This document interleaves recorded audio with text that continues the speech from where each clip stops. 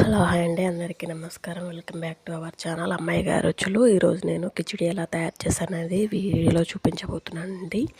ముందుగా నేనైతే ఒక ఆలుగడ్డ, ఒక టమాటా, ఆనియన్, 2-3 పచ్చిమిరపకాయలు, క్యారెట్స్ అయితే తీసుకొని వాష్ చేసి కట్ చేసి అయితే పెట్టేశానండి. సో వాటి కోసం అనేసి పోపు రైస్ కుక్కర్లో తీసుకున్నానండి. నేను రైస్ కుక్కర్ తీసుకొని అందులోనైతే ఆయిల్ పోసేసి స్పైసెస్ అయితే వేసేసాను. ఆయిల్ వేడి ఎక్కిన తర్వాత నేను ఆలుగడ్డ, టమాటా, ఆనియన్స్, పచ్చిమిర్చి ఇవన్నీ అయితే ఆయిల్లో అయితే వేసేసానండి. వేసుకొని అలా కలుపుకోవాలి. చూడండి వీడియోలో చూపిస్తున్నట్టుగా అలా అయితే కలుపుకోవాలి. సో అలా కలుపుకున్న తర్వాత ఒక 30% ఉడికిన తర్వాత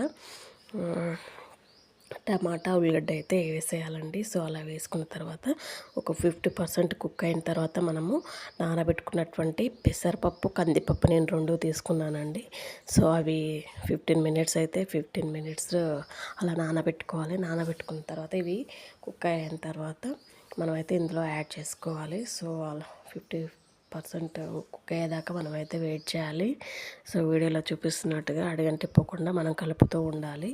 మీడియం ఫ్లేమ్లోనన్నా సిమ్లోనన్నా పెట్టి చేయాలి. సో అలా అయిన తర్వాత చూడండి వీడియోలో చూపిస్తున్న కందిపప్పు, పెసరపప్పు అండి హాఫ్ తీసుకొని నానబెట్టాను. సో ఈ టైంలో అయితే మనం ఈ నానబెట్టుకున్నటువంటి పప్పునైతే ఇందులో వేసేయాలి. వేసి మనం ఎంతైతే రైస్ తీసుకుంటామో దానికి 1:2 రేషియోలో వాటర్ అయితే తీసుకోవాలి. సో నేను పప్పు వేసిన తర్వాత ఒకసారి అయితే కలుపుకోవడం జరిగింది. చూడండి వీడియోలో చూపిస్తున్నట్టుగా కందిపప్పు, పెసరపప్పు 2 కలిపి వేసుకుంటే అన్నం రైస్ అనేది టేస్టీగా ఉంటుంది. సో మనకి పొడి పొడిగా వస్తుంది, ముద్దగా కాకుండా. సో అట్లానేసి నేను వేసాను. పిల్లలకు కూడా ఇది తినిపించడం అంటే గ్రోతింగ్ పిల్లలకైతే ఇది తినిపిస్తే చాలా హెల్తీగా ఉంటుంది. సో వాళ్ళు కూడా చాలా ఇష్టంగా తింటారు. సో ఇందులో పెరుగు కలిపి తినిపించినట్టే చిన్నపిల్లలు బాగా ఇష్టంగా తింటారు. సో మా పిల్లలకి ఇందులో నేను పెరుగు కలిపి తినిపిస్తాను, చాలా ఇష్టంగా తింటారు. అందుకనేసి సింపుల్గా నేను రెడీ చేస్తున్నానండి పిల్లల కోసం అనేసి. సో కందిపప్పు, పెసరపప్పు వేసుకున్న తర్వాత కాసేపు అలా ఉడకనివ్వాలి. ఉడికిన తర్వాత చూడండి వీడియోలో చూపిస్తున్నట్టుగా నేనైతే కొద్దిగా ధనియా పౌడర్ అయితే తీసుకున్నానండి. ధనియా పౌడర్ తీసుకొని మరొకసారి అయితే కలుపుకోవడం జరుగుతుంది. అలా కలుపుకున్న తర్వాత నెక్స్ట్ నేనైతే వాటర్ అయితే తీసుకున్నాను. నేను 2 గ్లాసుల రైస్కి నేను 4 గ్లాసెస్ వాటర్ అయితే పోయడం జరిగింది. అంటే ఒక చెంబుతోనైతే మెజర్ చేసి అయితే వాటర్ యాడ్ చేయడం జరిగింది. సో అలా యాడ్ చేసుకున్న తర్వాత టేస్ట్కి సరిపడా సాల్ట్ అయితే వేసుకొని బాగా కుక్ అయ్యేంత వరకు కూడా మనం వెయిట్ చేయాలండి.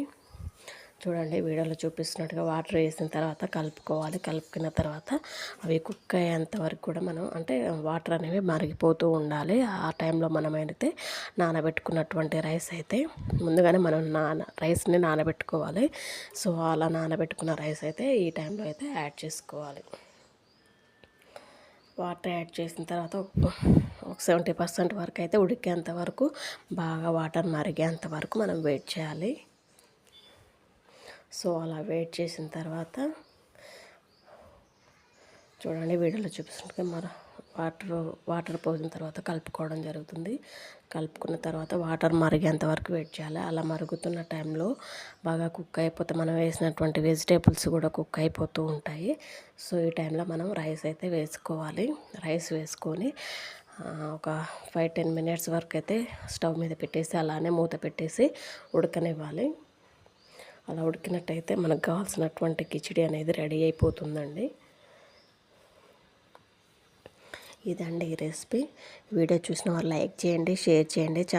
వీడియో నచ్చినట్లయితే ఛానల్ని సబ్స్క్రైబ్ చేసుకోండి. మరిన్ని వీడియోస్ మంచి రెసిపీస్ అయితే మేము ముందుకు తీసుకొస్తాను.